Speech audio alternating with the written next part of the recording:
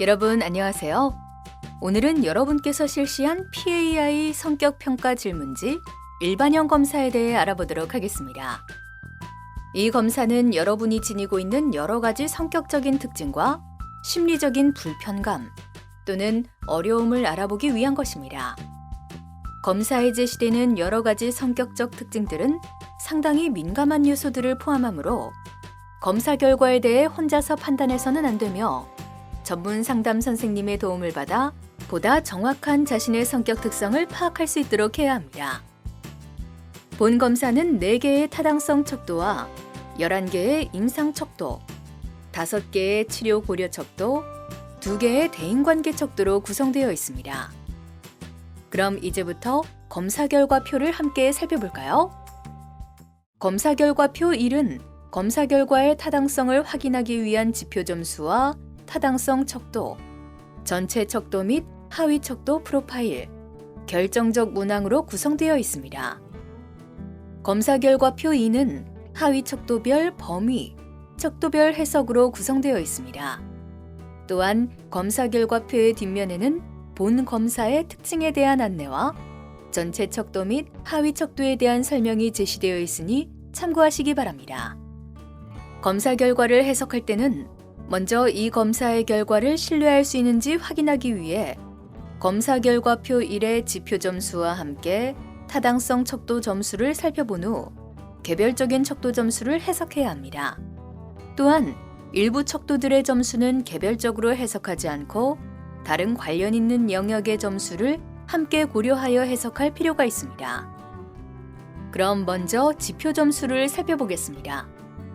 무선 반응 지표는 무작위로 검사에 응답했는지를 알아보는 지표입니다. 부정적 인상 지표는 실제보다 더 부정적인 결과를 얻으려는 시도가 있었는지, 긍정적 인상 지표는 긍정적인 인상을 주려는 시도가 있었는지를 알아보는 지표입니다. 다음은 타당성 척도를 살펴보겠습니다. 타당성 척도는 여러분이 검사를 할 때 관심을 갖고 주의를 기울여 검사를 실시하였는지, 자신에 대해 있는 그대로 솔직하게 응답하였는지를 알아보기 위한 것입니다. 비일관성 척도는 내용이 유사한 문항상에 동일하게 응답하였는지를 알아보기 위한 척도입니다. 저빈도 척도는 무선 반응 또는 부주의한 응답 등 문항에 대해 제대로 응답하지 않았는지를 알아보기 위한 척도입니다. 부정적 인상 척도는 자신의 심리적 문제를 지나치게 과장해서 표현하는 경향을 알아보기 위한 척도입니다. 긍정적 인상 척도는 자신이 지니고 있는 심리적 문제를 인정하지 않거나 자신을 지나치게 좋게 보이려고 하는 경향을 알아보기 위한 척도입니다. 만약 4가지 타당성 척도 점수 중에서 어느 하나라도 기준 점수 이상으로 상승할 경우 검사 결과 해석에 주의해야 합니다. 비일관성 척도의 경우 64점 이상, 저빈도 척도의 경우 61점 이상, 부정적 인상 척도의 경우 65점 이상, 긍정적 인상 척도의 경우 58점 이상일 때 다른 임상 척도 해석에 신중해야 합니다. 타당성 척도 아래에는 부정적 왜곡 형태 분석과 긍정적 왜곡 형태 분석을 위한 그래프가 제공됩니다. 먼저 부정적 왜곡은 실제 자신의 모습보다 안 좋게 보이려고 했는지를 알아보는 것으로 그래프에서 흰색으로 표시된 최소한의 부정적 왜곡에 까만 점이 찍혀 있다면 부정적 왜곡이 거의 없다는 것을 의미합니다. 반대로 긍정적 왜곡은 실제 자신의 모습보다 좋게 보이려고 했는지를 알아보는 것으로 그래프에서 흰색으로 표시된 최소한의 긍정적 왜곡에 까만 점이 찍혀 있다면 긍정적 왜곡이 거의 없다는 것을 의미합니다. 만약 까만 점이 의도적 또는 비의도적 왜곡에 해당하는 곳에 찍혀 있다면 검사 결과 해석에 주의해야 합니다. 다음은 프로파일을 살펴보겠습니다. 이 그래프는 각 척도별 T점수를 이해하기 쉽게 꺾은선 그래프로 보여주고 있습니다. 그래프 아래에는 각 척도별 점수에 대한 원점수, T점수, 백분위를 제공합니다. 원점수는 각 척도별로 여러분이 실제로 응답한 점수의 합입니다. T점수는 상대적인 비교가 가능하도록 원점수를 평균 50, 표준 편차 10인 표준 점수로 변환한 값입니다. 평균인 50점보다 자신의 점수가 높을 경우 비슷한 또래의 평균보다 본인의 점수가 높은 것으로 이해할 수 있습니다. 백분위는 개인의 상대적 위치를 나타내주는 값으로 전체 집단을 100으로 보았을 때 자신보다 낮은 점수를 받은 사람의 비율을 의미합니다. 예를 들어 홍길동의 신체적 호소 척도 백분위 점수를 70이라 한다면 신체적 호소 척도에서 홍길동보다 낮은 점수를 받은 사람이 69명이고 높은 점수를 받은 사람은 30명이라고 보시면 됩니다. 다음으로 결정적 문항은 여러분이 가지고 있는 잠재적인 위기 상황을 파악하는 데 중요한 28개의 문항을 의미합니다. 결정적 문항은 타당성 척도 및 다른 결과들과 함께 고려하여 해석해야 하므로 절대로 혼자 해석해서는 안 됩니다. 만약 3점에 해당하는 문항들이 많다면 반드시 전문 상담 선생님과 검사 결과에 대해 상담해 보기를 바랍니다. 이어서 검사 결과표 2를 살펴보겠습니다. 먼저 하위 척도별 범위에서는 임상 척도와 치료 고려 척도, 대인관계 척도에 해당하는 각 척도 및 하위 척도에 대한 여러분의 수준 범위를 간단하게 알려줍니다. 임상 척도는 여러분이 현재 일상생활을 하거나 학업을 수행하는 데 방해가 되는 성격적 특징 또는 심리적 어려움이 있는지를 알아보기 위한 11개의 척도로 구성되어 있습니다. 만약 임상 척도에 해당하는 척도의 수준이 높음 또는 매우 높음에 해당할 경우 하위 척도의 수준도 함께 고려하여 신중하게 해석할 필요가 있습니다. 그럼 임상 척도를 구성하고 있는 척도들을 하나씩 살펴보도록 하겠습니다. 신체적 호소 척도는 신체 기능과 건강 문제에 대한 호소나 걱정의 정도를 측정합니다. 두통과 같은 사소한 신체적 불편을 반복해서 경험하는 것부터 마비와 같은 중요한 신체 기능의 이상에 이르기까지 다양한 내용으로 이루어져 있습니다. 이 척도의 수준이 낮음일 경우 신체적으로 아무런 불편이 없다는 것을 의미하는 것으로 대체로 낙천적이며 행동이 효율적입니다. 반면 매우 높음일 경우 신경계, 소화기계, 근육계통을 포함하는 다양한 신체적 불편이 만성적으로 나타나며 피로감을 느끼고 신체적으로 허약할 수 있습니다. 불안 척도는 일상생활에서 걱정이 많고 긴장과 스트레스를 경험하는지를 측정합니다. 불안의 여러 특징을 나타내는 반복되는 걱정, 주관적 염려, 긴장과 스트레스에 따른 신체적 징후와 같은 매우 다양한 특징을 포함하고 있습니다. 이 척도의 수준이 낮음일 경우 불안 증상을 거의 경험하지 않거나 경험하더라도 자신이 잘 통제할 수 있습니다. 반면 매우 높음일 경우 크게 위축되어 있고 사소한 스트레스에 직면하더라도 효율적으로 대처하기 어려울 수 있습니다.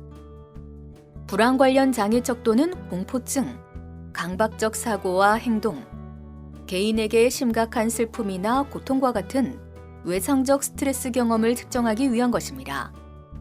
이 척도의 수준이 낮음일 경우 불안과 관련된 다양한 상황에서 불편감을 크게 경험하지 않는다는 것을 의미합니다. 반면 매우 높음일 경우 매우 심한 심리적 혼란을 경험하고 있거나 반복적인 사고 혹은 과거에 저지른 잘못에 대한 죄책감을 가지고 있을 수 있습니다. 우울 척도는 우울 증상의 인지적, 정서적, 행동적 증상을 측정합니다. 회의주의, 부정적 기대, 주관적 불행감과 무감동, 기력 상실, 수면과 식욕의 변화와 같은 신체적 징후를 포함하고 있습니다. 이 척도의 수준이 낮음일 경우 정서적으로 안정되어 있고 자신감이 있으며 적극적으로 행동합니다. 반면 매우 높음일 경우 사회적으로 위축 또는 철수되어 있고 다른 사람들이 자신을 이해하지 못한다고 느끼며 대부분 기력이 없고 흥미를 추구하려는 동기가 부족합니다. 조증 척도는 조증 또는 경조증의 인지적, 정서적, 행동적 증상을 측정하는 척도로 들떠있는 기분이나 과대적 사고, 지나친 활동 수준의 증가, 초조성, 참을성 부족 등을 포함합니다. 이 척도의 수준이 낮음일 경우 조증 또는 경조증적 특징은 거의 나타나지 않습니다. 반면 매우 높음일 경우 자신이 처리할 수 있는 것보다 더 많은 일을 시도하고 이를 제지하는 사람에 대해 적대적인 방식으로 행동할 가능성이 높습니다. 망상척도는 편집증적인 사람들이 가지고 있는 증상이나 성격적 특징을 측정합니다. 주변 환경이 자신에게 위험을 줄 수 있다고 생각하여 경계하고 악의를 품는 경향, 다른 사람들이 자신을 부당하게 대우하는 것을 찾아내려는 경향 등을 포함하고 있습니다. 이 척도의 수준이 낮음일 경우 다른 사람과의 관계에서 개방적이고 관대합니다. 반면 매우 높음일 경우 다른 사람들과의 관계에서 가혹하고 원한을 품거나 다른 사람이 자신을 이용한다고 생각하는 경향이 있습니다. 조현병 척도는 정신병적 경험, 사회적 위축 및 사고장애를 평가하기 위한 것입니다. 조현병 척도의 점수는 다양한 원인에 따라 상승할 수 있습니다. 예컨대 정상인이 일반적으로 경험하지 않는 기이한 신념과 지각, 사회적 능력의 부족이나 사회적 즐거움의 상실, 주의력과 집중력의 장애 및 사고 과정 등의 문제가 있을 경우 상승할 수 있으므로 점수가 높다고 해도 결과를 단정 짓지 말고 주변 환경 등을 고려하여 해석에 각별한 주의를 기울여야 합니다.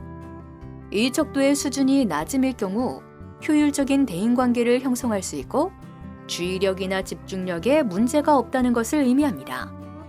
반면 매우 높음일 경우 정신적 혼란이 있고 대인관계에서 위축되어 있거나 회피적이고 의심이 많으며 판단력과 현실 검증력이 낮은 경향이 있습니다.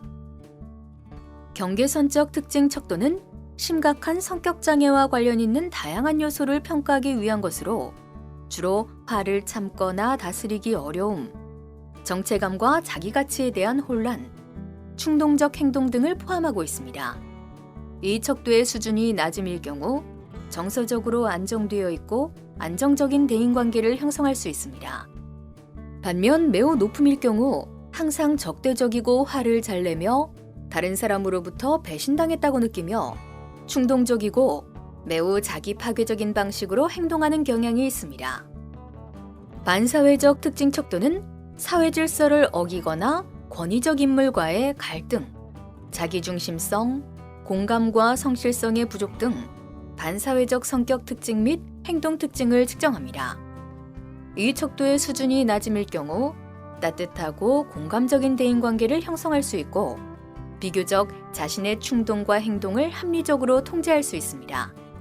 반면 매우 높음일 경우 신뢰롭지 못하고 무책임하며 사회적, 직업적 영역에서 지속적인 성취가 불가능하거나 대인관계에서 냉정하고 실리를 추구하는 경향이 있고 자신의 욕구를 충족시키기 위해 다른 사람을 이용할 가능성이 높습니다. 알코올 문제 척도는 술에 의존해 있는 상태 또는 그로 인한 부정적 결과를 측정하기 위한 것으로 상습적인 음주나 이에 따른 심각한 결과, 통제력 상실 및 음주에 대한 갈망 등 다양한 음주 문제들을 포함하고 있습니다. 이 척도의 수준이 낮음일 경우 술을 마시지 않거나 마시기는 하지만 술로 인한 문제는 거의 없습니다. 반면 매우 높음일 경우 금주할 생각이 없거나 금주할 수 있는 능력이 없으며 보통 음주에 대한 죄책감을 가지고 있기는 하지만 음주를 통제할 능력이 없습니다. 약물 문제 척도는 약물의 사용, 남용 및 의존과 관련된 행동과 그로 인한 부정적 결과를 평가하기 위한 것으로 불법적인 약물 사용에 관련된 문제와 이로 인한 심각한 결과에 관한 내용을 포함하고 있습니다. 이 척도의 수준이 낮음일 경우 약물을 거의 사용하지 않거나 전혀 사용하지 않는다는 것을 의미합니다. 반면 매우 높음일 경우 약물에 대한 갈망을 통제할 능력이 거의 없으며 약물과 관련된 문제로 인해 사회적, 학업적으로 실패한 경험이 있을 수 있습니다. 다음은 치료고려 척도에 대해 알아보겠습니다. 치료고려 척도에 해당하는 공격성 척도, 자살관념 척도, 스트레스 척도, 비지지 척도, 치료 거부 척도는 상담이나 심리 치료를 받을 때 주의 깊게 살펴볼 문제가 있는지를 알아보기 위한 것입니다. 공격성 척도는 공격성과 분노 통제 또는 분노 관리를 직접적으로 측정하기 위한 것으로 공격적 태도, 언어적 공격, 신체적 공격과 관련된 내용을 포함하고 있습니다. 이 척도의 수준이 매우 낮음일 경우 매우 유순하고 주장이 강하지 않습니다. 반면 매우 높음일 경우 강한 분노를 가지고 있고 공격적으로 행동할 가능성이 높습니다. 쉽게 기분이 상하고 좌절감이 있을 경우 폭발적으로 분노를 표현할 가능성도 높습니다. 자살관념 척도는 자살 가능성을 직접적으로 측정하기 위한 것으로 죽음, 자살에 대한 생각과 자살 시도 또는 자살을 시도하기 위한 구체적인 계획에 관한 내용을 포함하고 있습니다. 이 척도의 수준이 낮음일 경우 죽음이나 자살에 대한 생각은 거의 하지 않습니다. 반면 매우 높음일 경우 미래에 대한 희망을 갖지 못하고 절망감을 느끼고 있으며 주위 사람들로부터 거부당했다고 느끼고 스스로 아무것도 할 수 없다고 느낄 수 있습니다. 스트레스 척도는 현재 여러분이 일상생활에서 얼마나 스트레스를 경험하고 있는지 그리고 스트레스에 대처하는 데 어려움이 있는지를 측정합니다. 이 척도의 수준이 낮음일 경우 일상생활이 안정적이고 예측 가능하며 평온하다는 것을 의미합니다. 반면 매우 높음일 경우 거의 모든 생활 영역에서 상당한 혼란을 경험하고 있을 가능성이 높으며 자신은 무능하고 의존적이라고 느끼고 있고 고통을 주는 주변 상황에 대해 무력감을 느끼고 있습니다. 비지지 척도는 여러분이 느끼고 있는 사회적 지지의 부족을 측정하는 척도로 친구 관계나 가족 관계에서 상호작용의 성격과 수준을 확인하기 위한 내용을 포함하고 있습니다. 이 척도의 수준이 낮음일 경우 가족 및 친구들과 친밀하고 지지적인 관계를 맺고 있다는 것을 의미합니다. 반면 매우 높음일 경우 자신을 도와줄 수 있는 아무런 사회적 지지 체계가 없다고 생각하며 자신에 대해서도 매우 비판적인 경향이 있습니다. 치료 거부 척도는 자신의 심리적, 정서적 변화에 대한 관심과 태도를 측정합니다. 적극적으로 치료에 참여하려는 의지, 자신의 문제에 대한 인식, 자신의 문제에 대해 받아들이려고 하는 경향과 관련된 내용을 포함합니다. 이 척도의 수준이 매우 낮음일 경우 도움을 필요로 하고 있다는 것을 의미하고 심한 심리적 불편감이 있으며 전문가들로부터 도움을 받으면 자신의 고통이 즉각적으로 경감될 것이라는 비현실적 기대가 있을 수 있습니다. 반면 매우 높음일 경우 어떠한 개인적 문제도 인정하지 않고 변화의 필요성도 거의 느끼지 못한다는 것을 의미합니다. 마지막으로 대인관계 척도를 살펴볼까요? 대인관계 척도는 다른 사람과의 관계에서 나타나는 심리적 특성인 지배성과 온정성의 정도를 알아보기 위한 것입니다. 이 척도는 점수가 높을 때도 문제가 되지만 매우 낮을 때도 의미가 있으므로 다른 관련 있는 척도의 점수와 관련지어 해석하는 것이 바람직합니다. 지배성 척도는 다른 사람에 대해 통제적이거나 순종적 혹은 자율적인 정도를 측정합니다. 대인관계에서 독립적이고 주장이 강하거나 지시적인 특성과 관련된 내용을 포함합니다. 이 척도의 수준이 매우 낮음일 경우 자기보다 다른 사람의 이익을 더 중요하게 여기고 자기 주장을 하지 못하기 때문에 부당한 대접을 받거나 이용당할 가능성이 높습니다. 매우 높음일 경우 지배적이고 자신의 계획과 기대에 동의하지 않는 사람들이 있으면 참지 못하는 경향이 있고 매우 자기 자신을 과시하고 오만하며 독재적인 사람처럼 보일 수 있습니다. 온정성 척도는 다른 사람에 대한 관여와 지지, 공감 정도를 측정하는 척도입니다. 대인관계에서의 사교적이고 동정적인 특성과 관련된 내용을 포함하고 있습니다. 이 척도의 수준이 매우 낮음일 경우 사회적 상호작용에 대해 거의 관심이 없으며 냉담하고 감정이 없는 사람처럼 보이고 다른 사람의 실수를 참지 못하는 경향이 있습니다. 매우 높음일 경우 타인을 수용하려는 특성이 너무 뚜렷하게 나타나고 지나치게 의존적이며 사랑받고자 하는 욕구가 지나치게 강하여 이용당할 가능성이 높습니다. 마지막으로 척도별 해석에서는 여러분의 점수에 따른 해석이 나와 있으므로 자세히 살펴보고 자신의 결과를 이해하는 데 참고하시기 바랍니다. 지금까지 PAI 성격 평가 질문지 일반형 검사의 결과를 해석해 보았습니다. 어때요? 도움이 많이 되었나요? 이 검사는 여러분이 현재 가지고 있는 여러 가지 심리적, 행동적, 감정적 특징과 문제시되는 심리적 증상을 측정하기 위한 검사이므로 위에서 소개한 척도들의 점수가 지나치게 높을 경우 해당 영역에서 어려움을 겪고 있을 가능성이 높다는 것을 의미합니다. 그러나 어떤 특정한 척도의 점수가 높게 나왔다고 해서 나 자신에게 문제가 있다고 생각하거나 스스로 섣불리 결과를 해석하면 안 됩니다. 자신의 심리 상태나 성격을 보다 정확하게 이해하기 위해서 전문적인 상담을 하시는 선생님과 만나서 이야기해 보는 것이 좋습니다. 이 검사를 통해 자기 자신을 보다 정확하게 이해하고 심리적 문제를 예방할 수 있는 기회가 되었으면 좋겠습니다. 다시 보기를 원하신다면 인사이트 홈페이지에 들어오시면 검사에 대한 해석 정보를 다시 보실 수 있습니다. 또한 PDF 검사 결과표, 검사 결과 해석 동영상 서비스를 스마트폰으로도 제공받을 수 있습니다. 감사합니다.